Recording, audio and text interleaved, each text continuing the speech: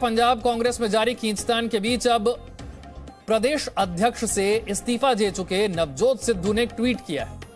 लिखा है कि पद रहे या ना रहे, लेकिन वो राहुल गांधी और प्रियंका वाड्रा के साथ रहेंगे। उन्होंने आगे लिखा है कि भले ही नकारात्मक ताकतें हराने की कोशिश करें, लेकिन सकारात्मक ऊर्जा के साथ पंजाब की जीत होगी, पंजाबियत की जीत होगी। अमित भारद्वाज और जानकारी के साथ। अमित, इस बयान के मायने क्या है? देखिए, उन्होंने साफ कर दिया है कि इस समय कांग्रेस को जो चेतावनी है कैप्टन अमरिंदर सिंह ने दी थी और नवजोत सिंह सिद्धू को दी थी, उससे कांग्रेस घबरा चुकी है। और जिस तरह से खींचतान चल रही थी, नवजोत सिंह सिद्धू को पता है कि उनके पास ज़्यादा विकल्प नहीं है पंजाब में। हालांकि पंजाब की राजनीति में वो अच्छा कर रहे थे, लेकिन जिस तरह से खींचतान हुई, कैप्टन अमरिंदर सिंह खुल के फ्रंट पे आ गए हैं। तो अब उन्होंने ये कह दिया है कि जो पोस्ट रहे ना रहे, मैं प्रियंका और राहुल के लिए काम करता रहूंगा और हमेशा जो है कांग्रेस के लिए काम करता रहूंगा। नेगेटिव एनर्जी, नेगेटिव फोर्सेस उन्होंने कैप्टन अमरिंदर के लिए बोला है।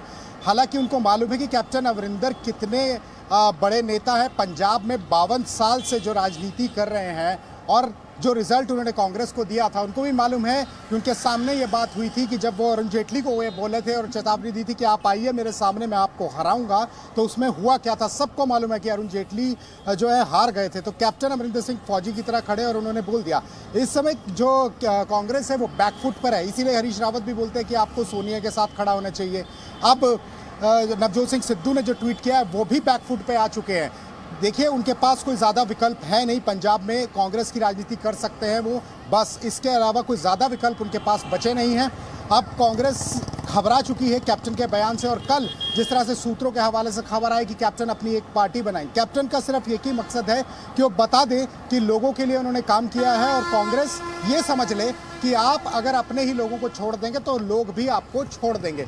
तो इस समय साफ हो चुका है कि कैप्टन ने जो बात कही थी उससे कांग्रेस और नवजोत सिंह सिद्धू दोनों ही। अमित, यहाँ पर इस ट्वीट में वो ये कहते हैं कि वो राहुल और प्रियंका के साथ खड़े हैं, लेकिन वो तो अपने आप को आला कमान के साथ खड़ा दिखाना चाहते हैं, लेकिन क्या हाईकमांड भी वाकई उनकी इतनी फिक्र करता है? हाईकमांड भी उनके साथ खड़ा है?